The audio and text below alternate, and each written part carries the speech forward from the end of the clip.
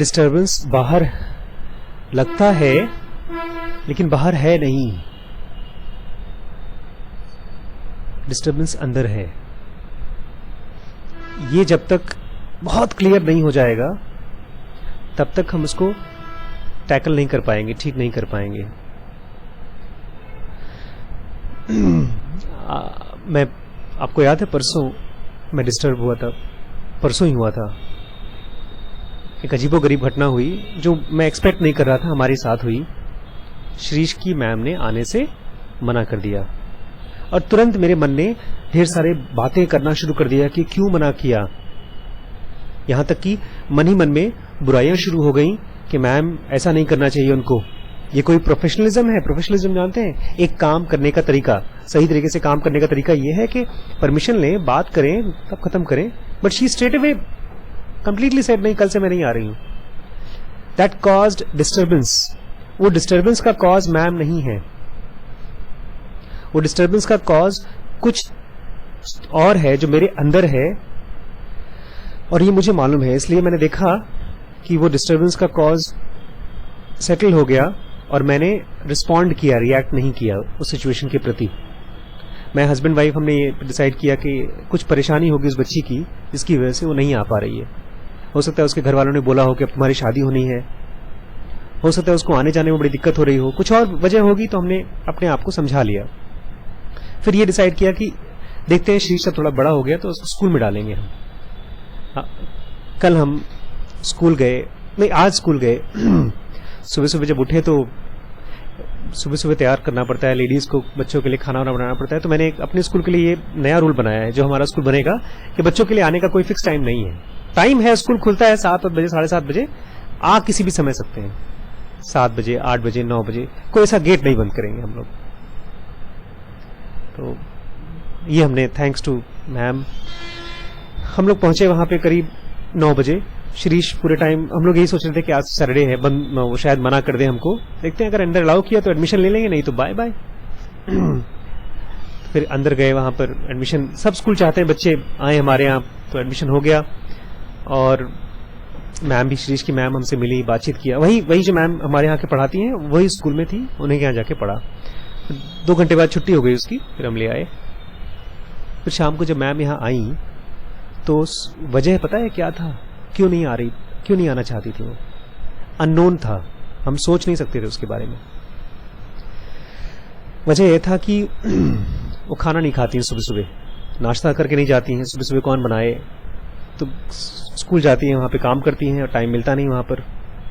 फिर दोपहर को यहाँ आती हैं, फिर यहाँ से जब घर जाती हैं तो शाम को सीधे 4-5 बजे खाना खाती हैं। तब तक वो एकदम थक के चूर हो चुकी रहती हैं। तो घर वाले उनको प्रेशर कर रहे हैं कि जो तुम ट्यूशन वहां पढ़ाओगी, पैसे कमाओगी, इससे अच्छा तुम घर पे खाना कम से कम ठीक से खाओ। मैंने और दीदी ने तो सर पे हाथ ऐसे पीटा। मैंने कहा अगर ये वजह थी तो प्लीज मुझे बताती, हम लोग यहाँ पर तुम्हारे लिए 2 पराठा 2 रोटी बनाना है, बस 2 रोटी में तो कुछ लगेगा ही नहीं। हमको पता है क्या लगा, शायद अपना फीस बढ़ाने के चक्कर में उन्होंने किया ये काम। हम लोग को लगा ही नहीं, ऑलमोस्ट पक्का हो चुका था। फिर आज दोपहर को फिर मैं खाना खा रहा था, मैम मेरे अंदर वहाँ बोलती है सर से मुझे बात करनी, तो मैंने बुलाया।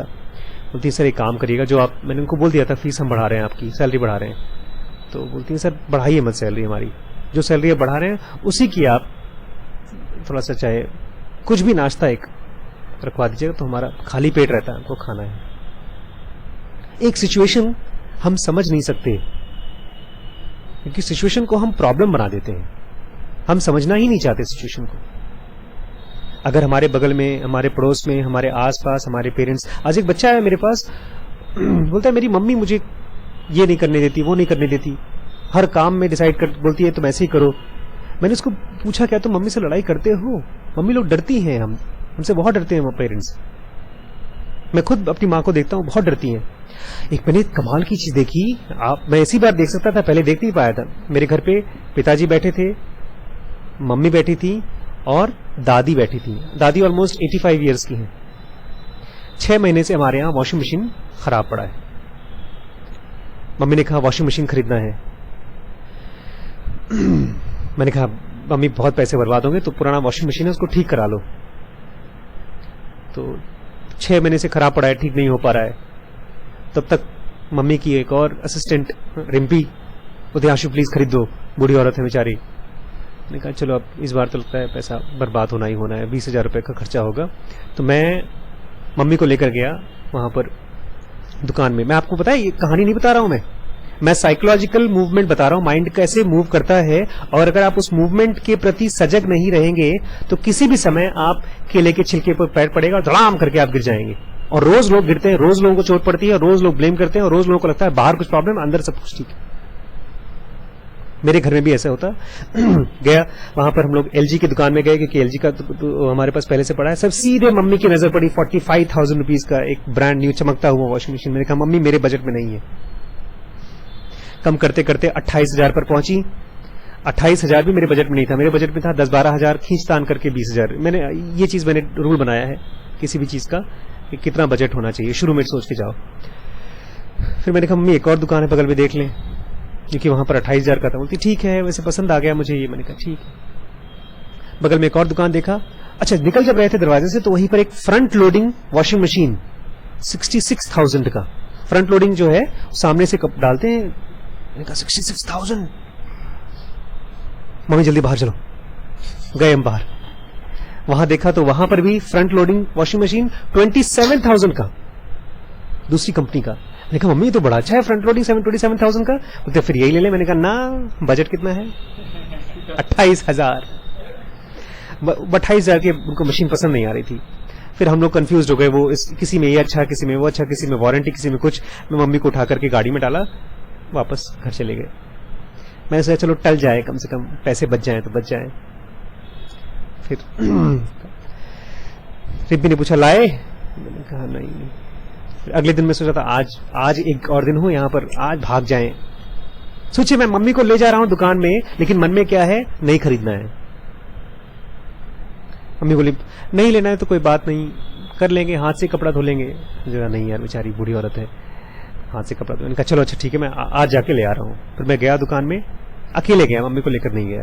मैंने एक मशीन देखी, करीब 20,000 की थी, डिस्काउंट कर करा करके 18,500 की मशीन मिल गई। मैंने उसको ऑर्डर बुक कर दिया, पैसा दे दिया, घर पे मशीन आ गई। तो मैं बोलती है पसंद अच्छी नहीं है, इसको वापस करवाएंगे।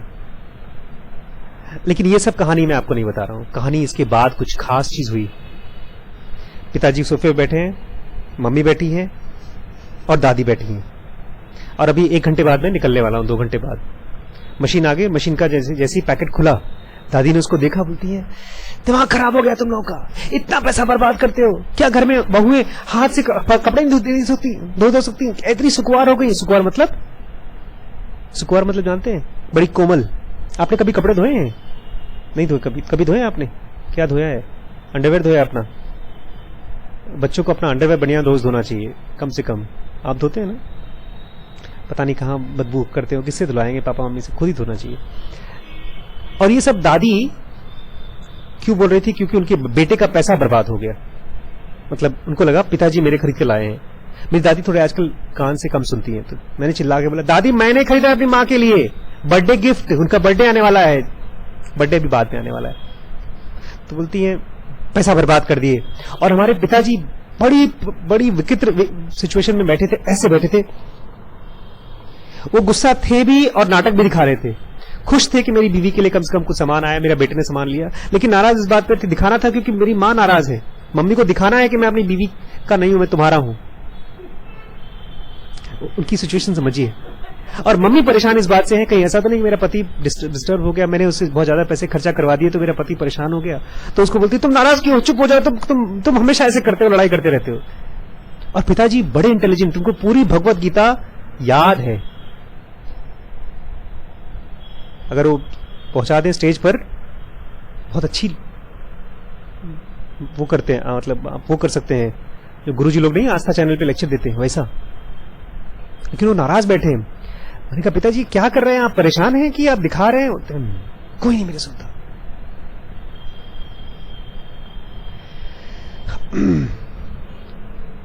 मैं देख रहा था, मैंने कहा मम्मी परेशान ना हो, पिताजी नाटक कर रहे हैं।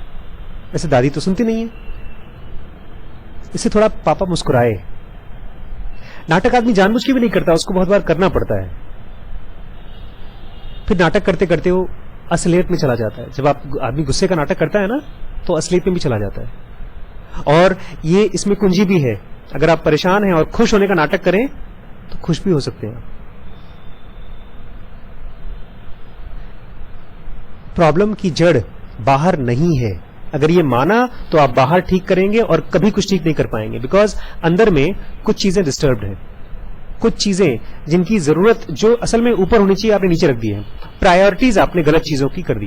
प्रायोरिटी समझते हैं? प्रायोरिटी, प्रायोरिटी, प्रायोरिटी बोलिए, प्रायोरिटी, प्रायोरिटी मतलब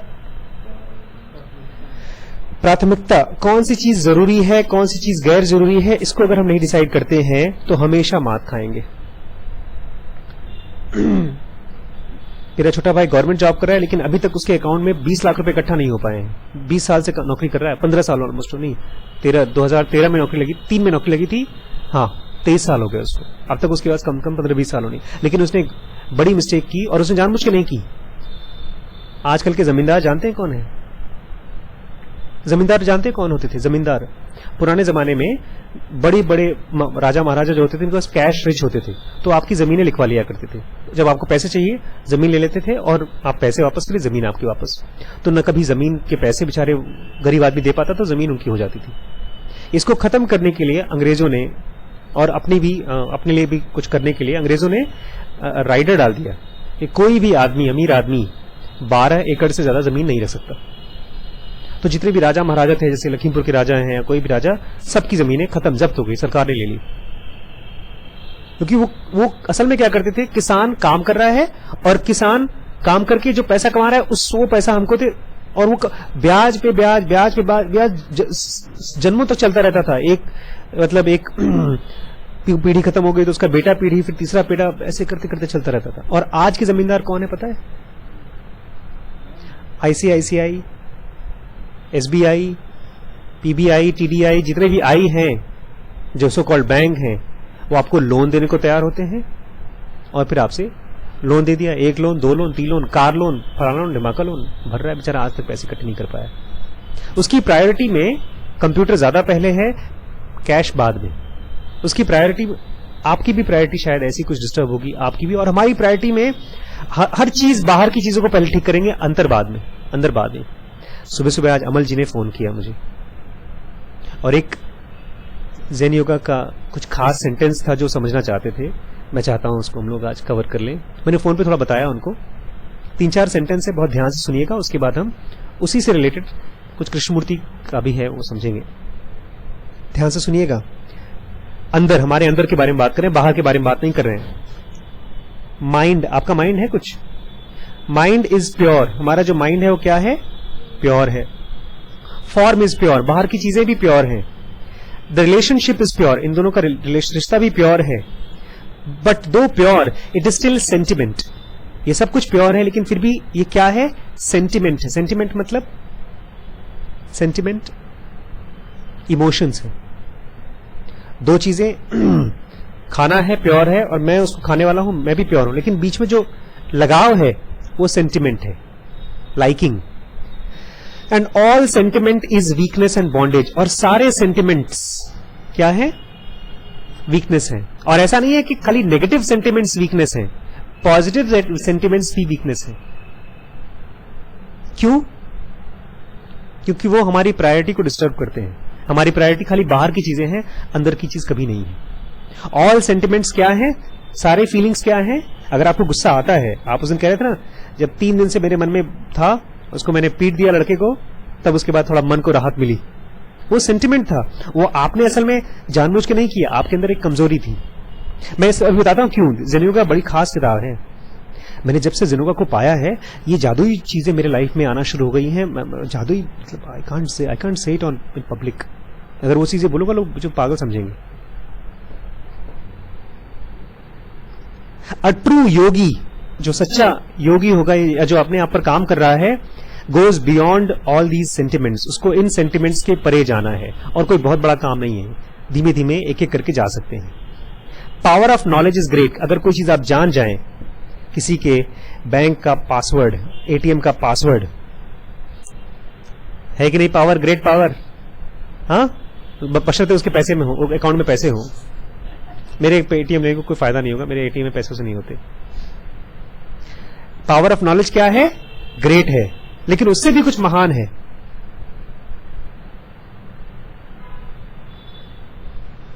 power of control of knowledge is greater. जानना तो ग्रेट है, लेकिन उस जानकारी को कंट्रोल कर पाना बहुत ज्यादा ग्रेट है। अमल जी आज बोलते हैं, बहुत ईमानदार आदमी है और जिनोगा पे बहुत प्यार से काम कर रहे हैं, बहुत बोलते हैं। मैं जब बैठा तो ऑफिस में, तो मुझे लगता है कि किसी को जिनोगा के बारे में बता दूं। फिर मेरे मन में क्या ख्याल आता है कि जिनोगा बोलती है, जो भी तुम एक्टिविटी कर रहे हो जिनोगा के साथ, वो अपने और अपने भगवान के बीच में रखो, किसी को बताओ मत। तो मुझे बताना चाहिए कि नहीं बताना चाहिए किसी को? मैंने पूछा उनसे कि क्या आप सामने वाले को बताने के लिए बताना चाहते हैं, या अपने मन में कुछ फीलिंग आती है कि हम इसको अपनी जानकारी दिखा दें? अगर आप अपनी जानकारी दिखाने के लिए बता रहे हैं तो खतरा है। जो आपसे सुनने आ रहा है, जो आपसे हेल्प मांगने आ रहा है, उसी को हम लोग शेयर करें, कंट्रोल करें अपनी नॉलेज को। अपनी नॉलेज को क्या करें? कंट्रोल करें। वो ज्यादा ग्रेट है। ले नॉलेज, लेकिन उसको कंट्रोल करें।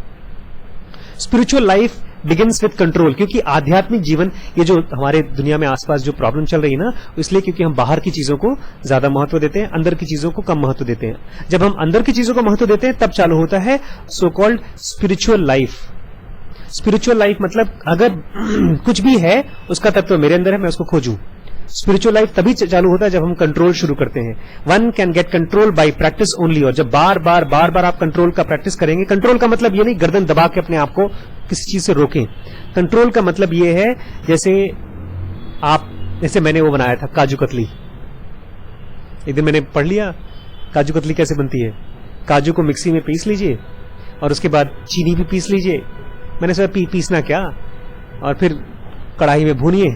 तो मैंने बनाया, तो उसमें बजाय काजू कतली की चिक्की बन गई, काजू की चिक्की बन गई। हलवा और चिक्की के बीच की कोई चीज बनी थी, लेकिन क्या दिक्कत है? खाया, मतलब कोशिश की, खाया, 3-4 महीने में खत्म किया उसको धीमे धीमे। ट्राइंग आउट, प्रैक्टिस का मतलब ट्राई करना। So long as the mind is limited, अगर आपका दिमाग लिमिटेड है, लिमिटेड मतलब क्या?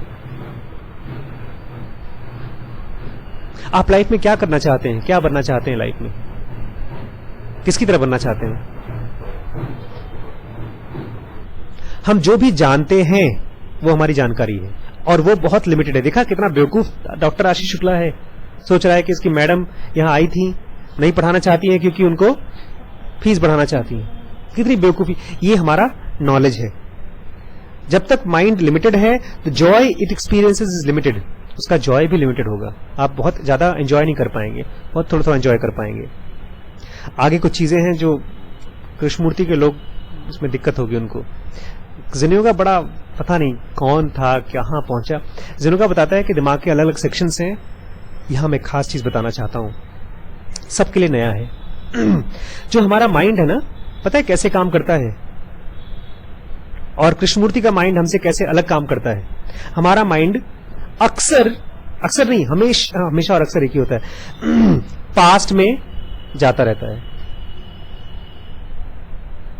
है ना। अगर आपने कुछ भी सोच रहे हैं, आप कोई भी चीज सोच रहे हैं, तो पास्ट के बारे में सोच रहे हैं आप। प्रेजेंट के बारे में आप सोच नहीं सकते।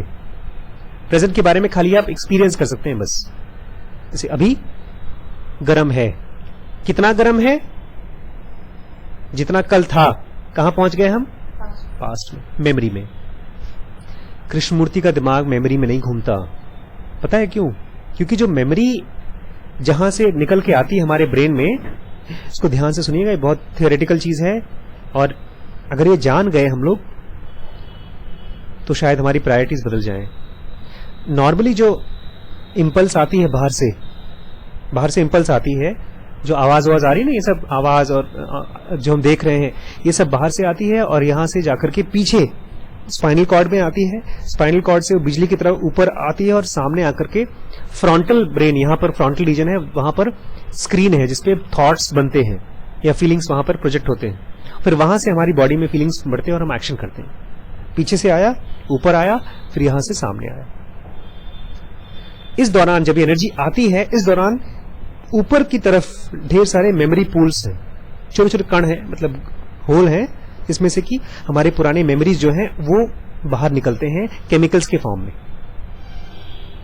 और वो मेमोरीज जब नए इंपल्स कोई आता है तो सिमिलर इंपल्स वाले मेमोरीज दोनों एक दूसरे के साथ चिपक जाते हैं और फिर थॉट्स बनाते हैं।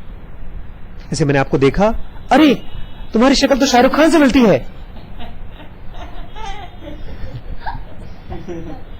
तो ये क्या था, मैंने आपको देखा, वो फ्रेश एनर्जी ऊपर आई और शाहरुख खान की पुरानी मेमोरी दोनों एक जैसी दिखी और चिपक करके मुझे एक सेंटेंस दिया।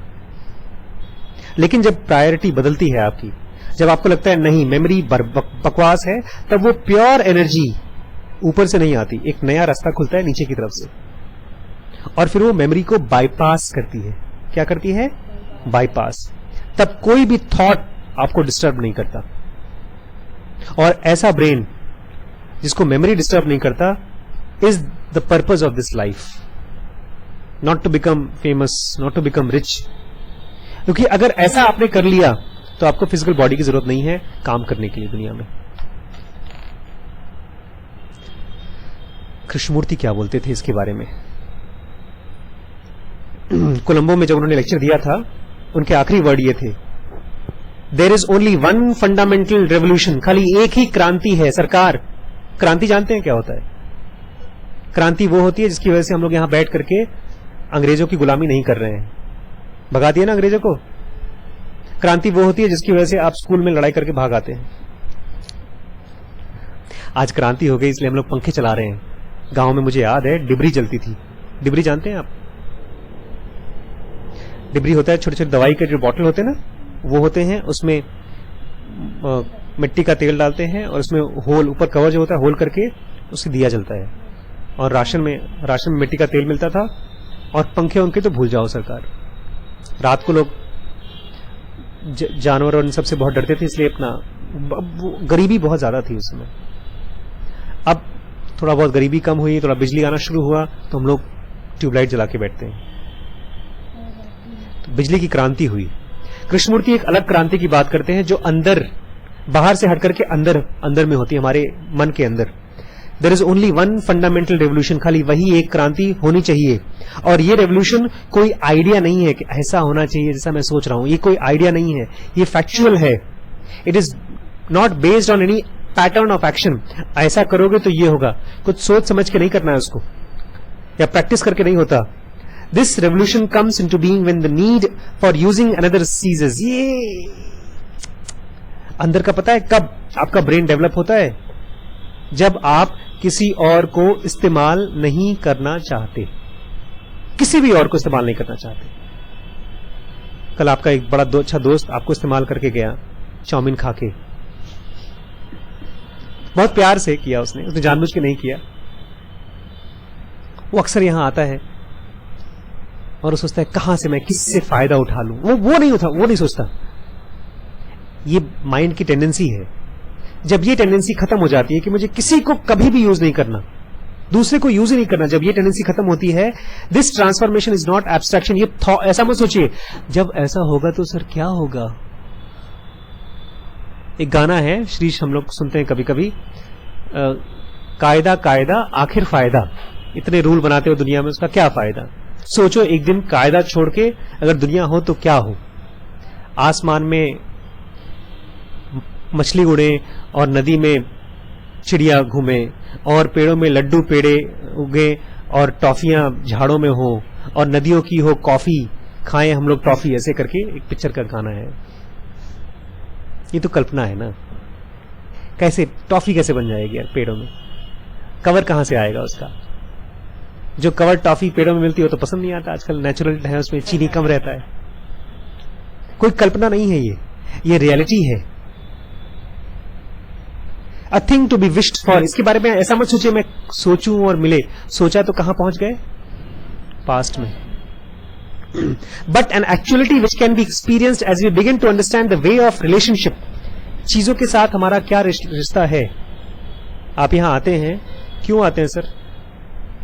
क्या आपका पीछे स्वार्थ है? आपको बताना पड़ेगा आज क्यों आते हैं आप। आपका मुझसे क्या रिश्ता है? हम आपके हैं कौन? बताइए क्यों आते हैं आप? आपको जानना होगा कि आपका रिश्ता इनके साथ क्या है।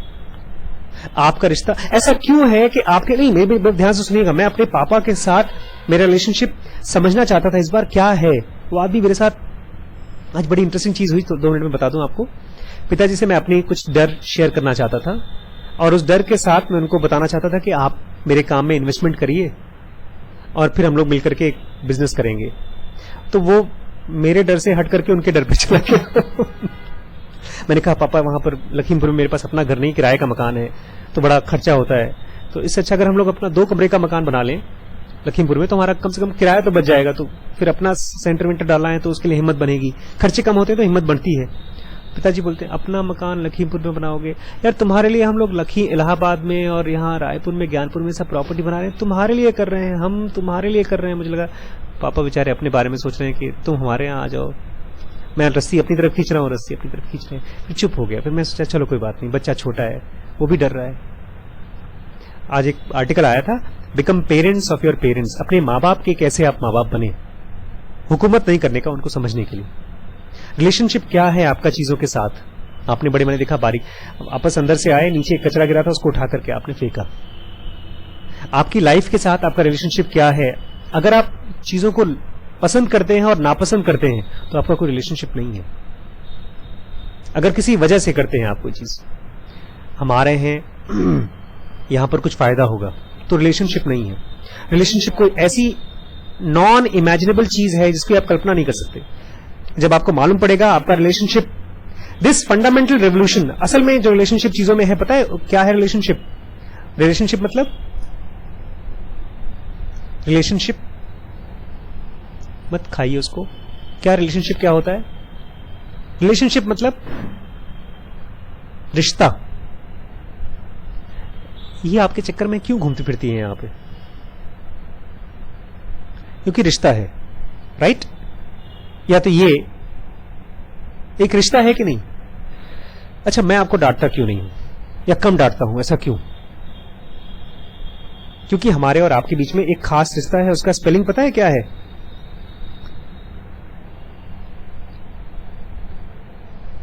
क्या है? लव। कृष्णमूर्ति बोल रहे हैं the fundamental revolution may be called love. जब आप दूसरे को इस्तेमाल नहीं करना चाहते तब आपके ब्रेन में डेवलप होता है love. It is only creative factor in bringing about transformation in ourself and so in society. तब वो लव जब आपका हर चीज के साथ एक्सपीरियंस होता है, और लव मतलब कोई कल्पना नहीं कि मैं आपके लिए फूल ले आऊं। सर, मैं कल, एक लड़का है वहां पर स्कूल में, जब भी मुझे देखता है जबरदस्ती मेरे पैर छूता है। ये लव नहीं है। लव मतलब कुछ और। लव मतलब हम नहीं जानते। मेरे साथ बोलिए, हमको नहीं मालूम लव क्या है। इवन जो माँ बाप का लव है वो भी लव नहीं है। वो क्या है पता है? सेंटिमेंट है। जो आंसू बहा दे आंखों से वो लव नहीं है, वो सेंटिमेंट है। लव में कोई बाय प्रोडक्ट नहीं होता। लव में ये नहीं होता अगर ऐसा होता तो काश ये होता, तो नहीं होता तो काश ये होता। कोई दुख नहीं होता, कोई प्लेजर नहीं होता लव में। क्योंकि लव एक ऐसा स्टेट ऑफ माइंड है जहां पर आप सामने वाले को एक्सपीरियंस कर पाते हो अपने बॉडी में, अपने माइंड में। और जब एक्सपीरियंस करते हो तो वहां से एक एक्शन आता है।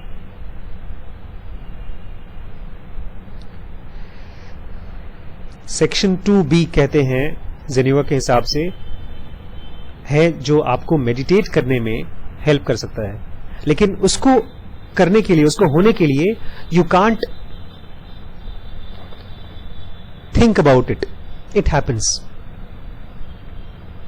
उसके लिए क्या करना होगा? हमको अपनी बदलनी होगी। क्या बदलनी होगी? प्रायोरिटी, अपनी प्राथमिकता। प्रॉब्लम बाहर नहीं है, प्रॉब्लम अंदर है। और अंदर भी प्रॉब्लम नहीं है, अंदर में हमारा माइंड है। देखते हैं कैसे काम करता है। आज एक भैया ने मुझसे पूछा कि सर, उनके बच्चे को थोड़ा अपाहिज है बच्चा, अभी भी जो नहीं, भैया के बच्चे का हार्ट की प्रॉब्लम है। बोलते हैं मैंने सुना है कि हमारे पिछले जन्मों के कर्म की वजह से, अब पास्ट की वजह से हमारे बच्चों को कुछ कमियां होती हैं। तो मैंने पिछले समय में क्या प्रॉब्लम, क्या गलतियां की होंगी जिसकी वजह से मेरा बच्चा ऐसा बन गया। फिर उन्होंने एक सेंटेंस लिखा कि मैं कोई ऐसा नहीं कि मैं इमोशंस में पूछ रहा हूं, मैं समझना चाहता हूं इसको। मैंने उनसे पूछा, अच्छा आपने कभी ये पूछा कि मैंने पिछले जन्म में कौन से अच्छे काम किए थे तब जाकर हमारी आपकी दोस्ती हुई या जिनों का मिला? नहीं सुन पाए ना? क्या तो बोलते ये तो डिस्टाइंड था। नहीं, उसमें दुख नहीं था। इसमें जहां दुख होता है वहां पर हम कारण खोजते हैं कि क्यों, कारण क्या प्रॉब्लम हुई। और कारण खोजना मतलब पास्ट में जाना, बिकॉज कारण एक नहीं होता, मल्टीपल नॉन लीनियर रीजंस हैं। नॉन लीनियर मतलब आप इतने ढेर सारे रीजंस हैं जिसको आप पिन पॉइंट नहीं कर सकते। यहीं पर बिजली क्यों गिरी आपको पता है ना? 3-4 दिन पहले बिजली गिरी थी, ये पंखा खत्म हो गया था, थैंक गॉड। एक बिजली आपने गिराई थी, दूसरा बिजली भगवान ने गिरा दिया। वहां बिजली सामने गिरी, यही क्यों गिरी? उस बेचारे बिल्डिंग ने क्या क्या गलती की होगी?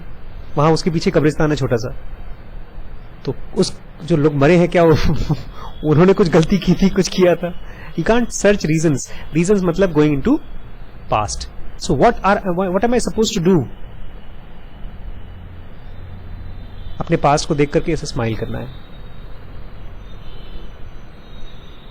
And then things happen. I don't know what happens, but it happens.